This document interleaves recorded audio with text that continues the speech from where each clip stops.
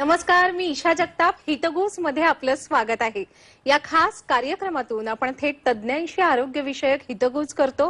विविध आजारांबाबत सखोल अशी माहिती जाणून घेतो. आपला आजचा विषयही अतिशय महत्त्वाचा आहे. आपलं शरीर ताठ राहण्यासाठी आपल्या कणा ताठ असणं अतिशय आवश्यक असतं. कण्यात काही गाद्या असतात, ज्या सरकल्या किंवा बाहेर आल्या तर स्लीप डिस्क होऊ शकतो. हा आजार नेमका कशामुळे होतो, त्यावर उपचार काय आहेत, याबाबत आज आपण माहिती जाणून घेणार आहोत. आपला विषय आहे स्लीप डिस्कवर विना ऑपरेशन उपचार, ज्याबाबत वैद्यकीय सल्ला देण्यासाठी आज आपल्याबरोबर या ठिकाणी उपस्थित आहेत डॉक्टर किरण शेटे. नमस्कार डॉक्टर, कार्यक्रमात आपलं स्वागत आहे. नमस्कार. नमस्कार. स्लीप डिस्क या आजाराचं नाव कदाचित आपल्यापैकी काही जणांनी आज पहिल्यांदा ऐकलं असेल. महत्वाचं हे आहे की या आजारावर विना ऑपरेशन उपचार शक्य आहेत.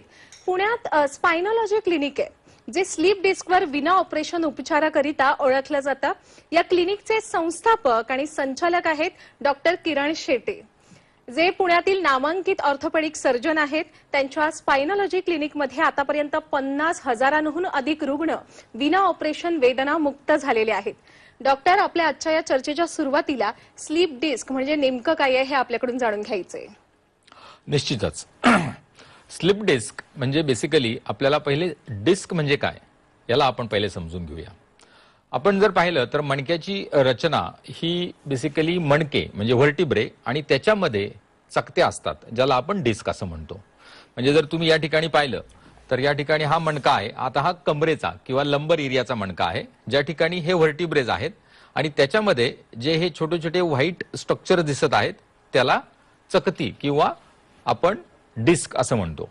आता ह्या ज्या चकत्या आहेत यांचं काही महत्वपूर्ण कार्य असतं. जसं आपल्या स्पायनल कॉलममध्ये 33 मणके आहेत आणि त्याच्यामध्ये 23 ह्या चकत्या असतात. काही मणके हे एकमेकांशी फ्यूज असतात, त्यामुळे त्याच्यामध्ये चकत्या नसतात. आणि ह्या चकत्यांचं फार महत्वपूर्ण कार्य असतं. जसं ते या मणक्यांना एकमेकांना धरून ठेवतात, त्याचप्रमाणे त्या लवचिक असतात. त्याच्यामध्ये लवचिकता असल्यामुळे त्या ठिकाणी मणक्याची जी हालचाल आहे ती करण्यासाठी त्या मदत करतात. मणक्याचा जो कर्व आहे तो मेंटेन ठेवण्यासाठी मदत करतात.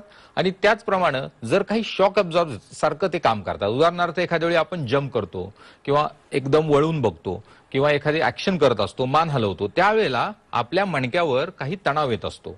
त्या तणावाचा शॉक अब्झॉर्ब करण्यासाठी या लवचिक ज्या चकत्या आहेत त्या फार महत्वपूर्ण कार्य करतात. आता ह्या ज्या चकत्या आहेत त्यांचं जर आपण स्ट्रक्चर पाहिलं तर या ठिकाणी दोन महत्वाच्या गोष्टी या ठिकाणी मी सांगू इच्छितो. ते म्हणजे एक अजूनही त्यांच्या बाजूने एक महत्वाचं फायब्रस अशी रिंग असते आणि मध्यभागी एक जेली सारखं स्ट्रक्चर असतं, ज्याला न्यूक्लियस पल्पोजस असं म्हणतात. म्हणजे आपण असं समजूया की हे एक फुगा आहे, त्याला फुग्यासारखं आवरण आहे, आतमध्ये पाणी आहे. त्या फुग्यामध्ये पाणी आहे. जसं की आपण या ठिकाणी एक मी तुम्हाला स्ट्रक्चर दाखवतो की या ठिकाणी हे बाजूने जे आहे हे आवरण आहे, ज्याला आपण एन्युलस फायब्रोसिस म्हणूया. आणि आतमध्ये त्याच्या पाणी आहे, ज्याला आपण जेली सारखं स्ट्रक्चर आहे, त्याला आपण न्यूक्लियस पल्पोजस म्हणूया. आता ज्या वेळेला मणक्यावर दबाव येतो तेव्हा तुम्ही इथे पाहू शकता की ही चकती दाबली जाते. ही दाबली जाते म्हणजेच काय, तर या ठिकाणी शॉक ऍब्झॉर्बर करण्याचं काम या ठिकाणी केलेलं आहे. आणि हा ज्या वेळेला शॉक ऍब्झॉर्ब केला जातो त्यावेळेला तिथे थोडीशी हालचाल होत असते. तर या पद्धतीनं यामध्ये हे जेली सारखं स्ट्रक्चर आहे, हे फार महत्वाचं आहे आणि त्याच्यामुळे त्या ठिकाणी शॉक ऍब्झॉर्ब केल्याचं काम केलं जातं. तर अशा प्रकारे ही डिस्कची रचना आहे. आता ही डिस्कची रचना ज्यावेळेला आपण पाहत आहोत त्याच वेळेला आपण हे पाहूया स्लीप डिस्क म्हणजे काय. आता जसं जसं ऍक्च्युली तसं पाहिलं तर मनुष्याचं वय वाढत जातं, तसं तसं ह्या चकतीमध्ये जे वॉटर कॉन्टेंट आहे ते कमी व्हायला लागतं. वॉटर कॉन्टेंट जसं कमी होतं तसं त्याच्यामध्ये डिजनरेटिव्ह प्रोसेस चालू होते. आता ही डिजनरेटिव्ह प्रोसेस खरं तर वयाप्रमाणे होत असते. म्हणजे उदाहरणार्थ जसं केस सफेद होतात किंवा चेहऱ्याला सुरकुत्या पडतात, त्याचप्रमाणे ह्या मणक्यामध्ये ज्या चकत्या आहेत त्यांचा वॉटर कंटेंट कमी होऊन त्या सुद्धा डिजनरेट व्हायला लागतात. म्हणजे त्या सुद्धा वयोमानाप्रमाणे वृद्ध व्हायला लागतात. परंतु आपलं शरीर निसर्गानं खूप छान पद्धतीने बनवलेलं आहे. जरी त्या वयोमानानं वृद्ध होत असल्या तरी शरीर त्याला ऍडजस्ट चांगल्या पद्धतीनं करून घेतं आणि त्याचा त्रास कोणालाही होत नाही. आता आपण पाहूया की सपोज कुणीतरी एखादं काहीतरी वजन उचलायला गेलंय आणि पुढे वाकून जड वजन उचलायला गेला आणि अचानक त्याला मणक्यामध्ये उसण भरली.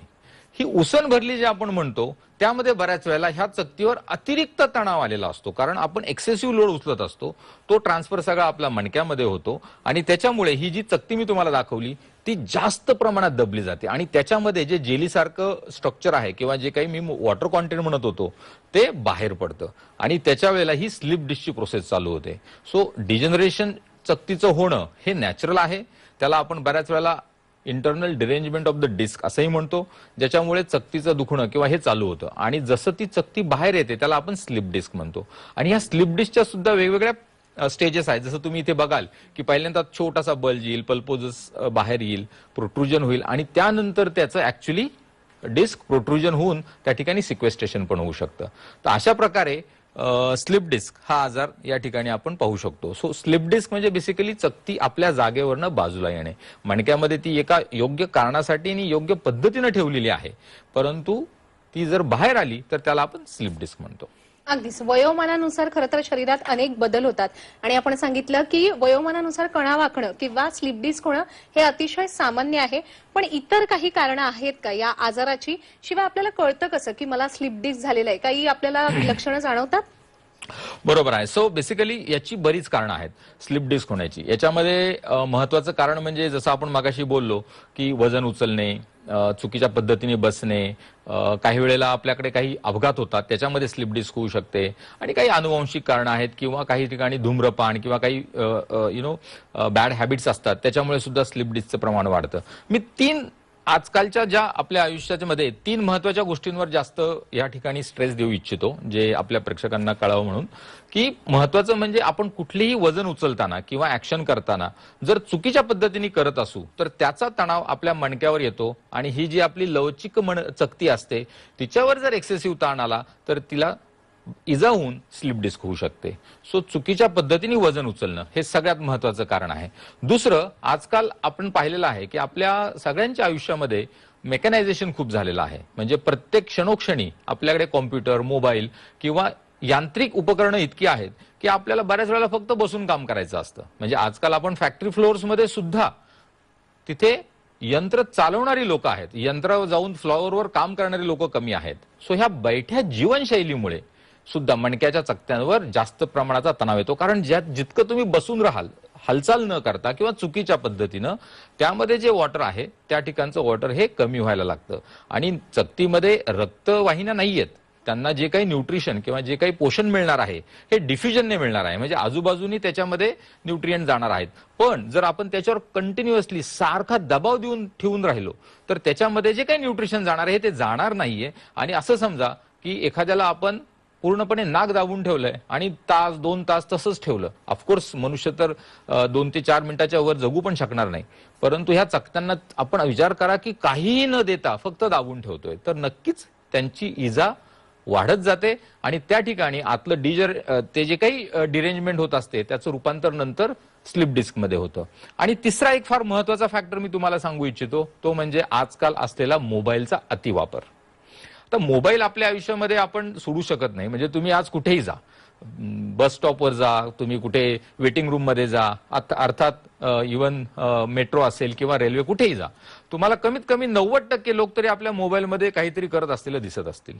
बरं, हे दिसत आहे, पाहत आहे, सगळं बरोबर आहे, परंतु बऱ्याच वेळेला जे मोबाईलमध्ये पाहण्याचं त्यांचं पोश्चर आहे तेही मान खाली घालून कंटिन्युअसली त्याच्यामध्ये पाहत असतात.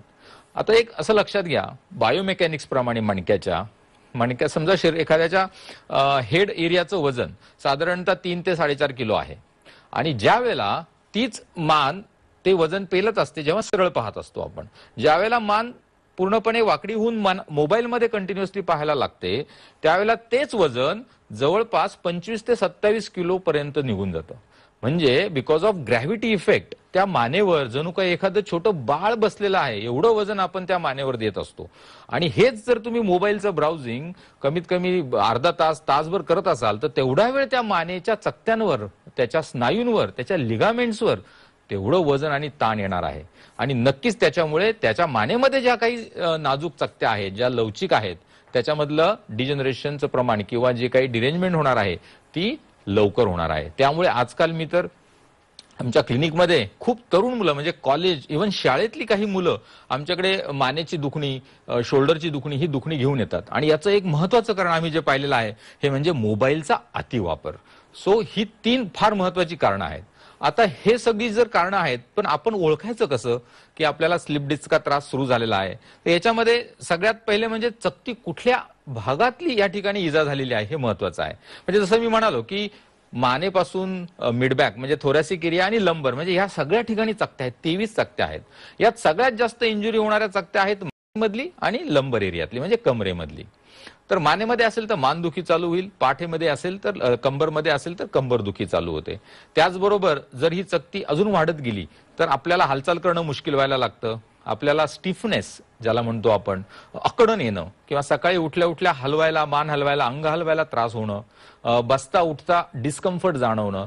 सुरुवातीला तर शरीर फक्त सिग्नल द्यायला लागतं की आपल्याला कुठेतरी डिस्कम्फर्ट येतोय. मग आपण बऱ्याच वेळेला आपली पोझिशन बदलायचा प्रयत्न करतो किंवा जे काही नॉर्मल बसलेला असतो म्हणजे तुम्ही बऱ्याच वेळा पाहिलं असेल की आपल्याला ऍक्च्युली स्वतःला खाली सरकवून चेअरमध्ये बसायला जास्त आवडतं. म्हणजे चुकीची पद्धत आहे पण त्याच्यामध्ये जास्त कम्फर्ट वाटायला लागतो कारण आपण अशा काही पोस्चर अडॉप्ट करायला लागतो की ज्या ठिकाणी हा डिस्कम्फर्ट कमी व्हावा. परंतु ऍक्च्युली काउंटर प्रोडक्टिव्ह म्हणून त्याचा दुष्परिणाम आपल्या चकत्यांवर आणि मणक्यावर जास्त होत असतो. तर अशी सुरुवातीची लक्षणं झाल्यानंतर जर ती चकती जास्त बाहेर आली तर मग हातापायांमध्ये मुंग्या येणे, जडपणा येणे, बधिरपणा येणे, तीव्र वेदना होणे, परत ताकद कमी होणे इथपर्यंत लक्षणं स्लिप डिस्कची जाऊ शकतात. म्हणजे स्लीप डिस्क हा आजार केवळ वृद्धापकाळातच नाही तर अगदी तरुणांमध्ये आणि शालेय विद्यार्थ्यांमध्ये सुद्धा दिसून येतो, जे खरोखर गंभीर आहे. त्यामुळे काळजी घ्यायला हवी सर्वांनी आपापली. डॉक्टर, सायाटिका आणि स्लीप डिस्क हे दोन्ही आजार एक आहेत की त्यात फरक आहे काही? फार उत्तम प्रश्न विचारला तुम्ही. कारण माझ्याकडे बरेचसे रुग्ण येतात की ज्या ठिकाणी त्यांना कन्फ्युजन असतं की मला सायाटिकाचा त्रास झालाय किंवा एखादा येऊन मला सांगतो मला स्लिप डिस्क झाली आहे. तर आपण पहिलं हे समजूया की सायाटिका म्हणजे काय. तर सायाटिका म्हणजे शरीरामध्ये सायाटिक नावाची एक नस आहे जी कमरेमधून चालू होते आणि आपल्या पायाच्या बोटांपर्यंत जाते. कमरेमधून त्याचे नवरूट्स येतात आणि मग पायाच्या बोटांपर्यंत आणि तिचं कार्य असतं संवेदना घेऊन जाणे, त्याचबरोबर काही ताकद घेऊन जाणे. म्हणजे बेसिकली आपण पायाची बोटं हलवलं, गुडघा हलवला, चाललो त्यावेळेला बेसिकली सायाटिका नर्वमधनं सिग्नल येत असतो आणि ते होत असतं. किंवा आपल्याला पायाला लागलं, ठेच लागली, दुखलं, ते दुखण्याची संवेदना जी आहे ती सायाटिक नर्वमधनं जात असते. तर ह्या सायाटिक नर्वला जर काही इजा झाली मग ती कुठेही होऊ देत आणि कशीही होऊ देत त्याला सायाटिका म्हणतात. कारण त्या इजेमुळे पूर्ण पायामध्ये दुखणं येत असतं. मग ते दुखणं असेल, मुंग्या असेल, बधिरपणा असेल, जडपणा असेल. ठीक आहे. सो सायाटिका म्हणजे सायाटिक नर्वचं दुखणं जे की पायामध्ये जातं. आता ह्यामध्ये आपल्याला सायाटिकामध्ये तीव्र कंबर दुखणे किंवा पायामध्ये मुंग्या येणे, बधिरपणा, जडपणा अशी वेगवेगळी लक्षणे येतात. सायाटिकामध्ये मुख्य लक्षण हे असतं पायामध्ये दुखणे, हे लक्षात ठेवायचं आहे. आता या ठिकाणी सायाटिकाला आपण निदान करताना अर्थात पूर्णपणे मूल्यांकन करणे किंवा त्याचं प्रॉपर डायग्नोसिस करणे फार महत्वाचं असतं. तर याचबरोबर आपण आता बघूया की सायाटिका कशामुळे होतो. तर सायाटिका होण्याचं सगळ्यात जास्त कॉमन कारण हे स्लिप डिस्क आहे. आणि त्यामुळेच आपल्याकडे हा फार मोठा एक कन्फ्युजन आहे की स्लिप डिस्क झाली आहे म्हणजेच सायाटिका झाली आहे का. तर नाही, स्लिप डिस्क झाली म्हणजे सायाटिका झाली असं होऊ शकत नाही. बऱ्याच वेळा स्लिप डिस्कच्या रुग्णांना फक्त बॅक नसतो, फक्त कंबर दुखते किंवा फक्त मान दुखते. पण तेच जर कमरेतली डिस्क नसेवर दबाव द्यायला लागली म्हणजे उदाहरणार्थ आपण या ठिकाणी या मॉडेलमध्ये पण बघूया की या ठिकाणी या दोन मणक्यांमध्ये ही चकती आहे. या ठिकाणी हे जे एक रेड स्ट्रक्चर आहे लाल रंगाचं ते ज्यावेळेला बाहेर आलं म्हणजेच ही चकती बाहेर आलेली आहे. आणि ही चकती बाहेर येऊन ही जी या ठिकाणी पिवळ्या रंगाची जी नस आहे ती पायामध्ये जाते. म्हणजे हीच नस पुढे जाऊन ह्या 2-3 एकत्र येऊन सायाटिक नर्व तयार होत असते. सो याच्यावर ज्यावेळेला रूटवर प्रेशर यायला लागतं त्यावेळेला पायामध्ये त्रास होतो. आणि हा पायामध्ये जाणारा जो त्रास आहे त्याला सायाटिका म्हणतात. म्हणजेच या ठिकाणी जी स्लिप डिस्क झाली त्याच्यामुळे सायाटिकाचा त्रास चालू झाला. सो स्लिप डिस्क मुळे सायाटिकाचा त्रास वाढतो किंवा होतो. आता स्लिप डिस्क मुळे होणारा सायाटिका आणि स्लिप डिस्क नसल्यामुळे पण सायाटिका होतो. तर त्याच्यामध्ये सायाटिक नर्वचे ट्युमर्स असतील, पायरिफॉर्मिस नावाचा एक मसल आहे बटक्समध्ये, त्या एरियामध्ये काही प्रॉब्लेम झाला तर होऊ शकतो. इन्फेक्शन, इन्फ्लेमेशन अशी बरीच कारणं आहेत. परंतु हे तुमचे डॉक्टर व्यवस्थित निदान करून ते कारण काय आहे सायाटिकाचं हे शोधलं जातं आणि त्यानंतर त्याच्यावर काय उपचार करायचे हे ठरवलं जातं. सो स्लिप डिस्क प्रत्येक वेळेला सायाटिका देईल असं नाही आणि प्रत्येक वेळेला सायाटिका आहे म्हणजे स्लिप डिस्क आहेच असं नाही. सो त्याचं निदान व्यवस्थित होणं फार गरजेचं आहे. सो आय होप तुम्हाला दोन्हींमधला फरक चांगला कळालेला आहे आता. खरंच कळालेला आहे फरक अगदी व्यवस्थित. डॉक्टर, म्हणजे बऱ्याचदा ना मानेत किंवा कमरेत जेव्हा स्लिप डिस्क होतं तेव्हा शस्त्रक्रिया सुचवली जाते, पण आपल्या क्लिनिकमध्ये विना ऑपरेशन स्लिप डिस्कवर उपचार केले जातात. म्हणजे नेमके कसे आपण उपचार करता टप्प्याटप्प्याने सांगा. आम्ही स्पायनॉलॉजी क्लिनिक हे चालू केलं हे बेसिकली विना ऑपरेशन वेदना मुक्तीसाठी चालू केलं. आमच्या क्लिनिकचं नाव आम्ही स्पायनॉलॉजी दिलं कारण आम्ही मुख्यत्वे स्पाईनचे पेशंट ट्रीट करतो, पण त्याचबरोबर आमच्याकडे सांधेदुखी असेल किंवा बऱ्याचशा प्रकारची कुठलीही दुखणी जी आहेत ती येऊन पेशंट जसे गुडघेदुखी आहेत ते सुद्धा बरे होतात. तर ऑपरेशन शिवाय याच्यामध्ये खरं तर बहुतांश रुग्ण हे जे सायाटिकाचे किंवा स्लिप डिस्कचे आहेत हे विदाऊट सर्जरीज बरे होतात. ऑफकोर्स त्याला योग्य प्रकारे फर्स्ट थिंग इज मी जसं म्हणालो की डिटेल त्याचं हिस्ट्री घेणं हे फार महत्वाचं असतं. त्याच्यामध्ये एक्झॅक्टली कारण काय आहे हे शोधणं फार महत्वाचं असतं. मग गरज लागली तर काही इन्व्हेस्टिगेशन्स आम्ही करतो, त्याची डिटेल सखोल तपासणी करतो. मग एक्सरे असेल, MRI असेल. उदाहरणार्थ एखादा एक्सरे केला तर त्याच्यामध्ये आपल्याला लक्षात येतं की चकती आहे की दुसरं काही प्रॉब्लेम आहे, किंवा MRI केला तर MRI मध्ये सुद्धा डिटेल आपल्याला पाहता येतं की चकती असेल तर किती लेवलला आहे, कुठल्या बाजूला प्रेशर आहे, कुठल्या नसेवर प्रेशर आहे आणि त्याच्यामुळे पायामध्ये काही त्रास आहे का किंवा अजून काही त्याच्याबरोबर वेगळे काही सिम्पटम्स आहेत का. आणि ह्या सगळ्याचं करत असताना पेशंट ज्यावेळेला आमच्याकडे येतात त्यावेळेला त्यांना खूप दुखणं असतं. कारण कधी पण लक्षात ठेवा की चकतीचा आजार हा कंटिन्युअसली दुखू शकतो किंवा ऍक्यूट म्हणजे खूप जास्त एकाच वेळी दुखू शकतो. ज्यावेळेला दुखणं खूप असतं त्यावेळेला ते दुखणं पहिले कमी करणे हे आमच्यासाठी फार महत्वाचं असतं. मग त्याच्यामध्ये काही वेळेला आईस फोमेंटेशन असेल किंवा काही वेदनाशामक गोळ्या असतील, फिजिओथेरपी, काही इक्विपमेंट्स असतात, त्याच्यामध्ये पोस्चरल काही थेरपीज किंवा गायडन्स असतो, ब्रेसेस असतात. अशा बऱ्याचशा काही ट्रीटमेंट्स आम्ही करतो आणि त्या ठिकाणी रुग्णाचं आपण पेन कमी करत असतो. आणि त्याचबरोबर जी काही चकती सरकलेली आहे किंवा तिला जी इजा झालेली आहे ती वाढू नये आणि तिचं हिलिंग व्हावं, जी काही इजा झालेली आहे ती बरी व्हावी त्यासाठी आम्ही प्रयत्न करतो. मी सांगेन की जवळपास 90% वर रुग्ण खरं तर आमच्या ह्या मल्टी डिसिप्लिनरी ट्रीटमेंटने पूर्णपणे बरे होतात, ज्या ठिकाणी आम्ही वेगवेगळ्या पद्धतीनं त्या चकतीला बरं करण्याचा प्रयत्न करत असतो. ऑफकोर्स न्यूट्रिशन पासून सगळ्याचा याच्यामध्ये खूप मोठा रोल आहे. जे काही रुग्ण हे सगळं करूनही जर बरे होत नसतील किंवा जे पहिल्याच दिवशी आल्यावर आम्हाला लक्षात येतं की आमच्या अनुभवातून आणि आमच्या काही प्रोटोकॉल्समधनं की यांना कदाचित आपल्याला काही ऍडव्हान्स ट्रीटमेंटची गरज आहे, तर ज्याच्यामध्ये आम्ही स्पायनल इंजेक्शन थेरपीज करतो. आता ह्या स्पायनल इंजेक्शन थेरपीज म्हणजे काय, याच्यामध्ये बरेचसे प्रकार आहेत. जर याच्यामध्ये फक्त डिस्क रिलेटेड प्रॉब्लेम असेल आणि त्यांना जर पायामध्ये दुखणं नसेल, कारण काही वेळेला फक्त डिस्क, त्याला आम्ही डिस्कोजेनिक पेन म्हणतो, तर त्याला फक्त डिस्क रिलेटेड इंजेक्शन्स केले जातात. त्याच्यात काही प्रकार आहेत. त्यानंतर एखाद्या रुग्णाला चकती सरकली आणि जसं मी मगाशी दाखवलं की नसेवर दबाव यायला लागलाय आणि त्यामुळे पायामध्ये दुखणं जातंय, ज्याला आपण सायाटिका म्हणतो, किंवा मानेमध्ये चकती सरकलेली आहे आणि त्याचं दुखणं हातामध्ये यायला लागलंय, ज्याच्यामुळे मुंग्या येणे, बधीरपणा अशा काही गोष्टी होऊ शकल्या असतील, तर त्या ठिकाणी आपण ट्रान्सफोरामिनल एपिड्युरल इंजेक्शन करतो. जर त्याच ठिकाणी जर खूप काही अजून कॉम्प्लिकेटेड गोष्टी असतील तर त्याला वेगळ्या प्रकारचे काही टेक्निक्स वापरले जातात. तर काही ठिकाणी मणक्याची झीज झालेली असते, त्याला आपण स्पॉन्डिलोसिस म्हणतो, त्या ठिकाणी आम्हाला फॅसेट जॉईंट इंजेक्शन्स करायला लागतात. आणि अशा प्रकारचे वेगवेगळे जे काही आजार आहेत त्याला आम्ही काही स्पेसिफिक इंजेक्शन्स करून त्या ठिकाणी पहिलं तर त्याचं इन्फ्लेमेशन कमी करतो, त्याचं कॉझिटिव्ह रिझन कमी करतो आणि त्यानंतर क्लिनिकमध्ये आम्ही स्पायनॉलॉजी थेरपी म्हणजेच आमच्याकडे इंटिग्रेटिव्ह मेडिसिन म्हणून आम्ही एक प्रोटोकॉल्स फॉलो करतो, ते केले जातात. त्यामध्ये आमचे बहुतांश रुग्ण any without further surgery or any complications पूर्णपणे बरे होऊन त्यांच्या पूर्वीच्या कामाला पुन्हा लागतात. म्हणजे अक्षरशः आमच्याकडे 90 वर्षाच्या आजीपासून अगदी 15 ते 20 वर्षाचे तरुण म्हणजे मुलं आणि तरुण जे काही 25-30 असतील, हे सगळे रुग्ण आलेले येतात आणि त्यांना आम्ही विदाऊट सर्जरीज पूर्ण बरं करून ते परत त्यांचं काम करायला चालू करतात. मग अगदी मिलिटरी असतील, पोलीस असतील किंवा गृहिणी असतील, कॉम्प्युटर वर्कर्स असतील, सगळ्यांना याच्यामध्ये पूर्णपणे रिलीफ येतो. अगदीच, म्हणजे विना ऑपरेशन आपण स्लिप डिस्क लोकांचा बरा करता.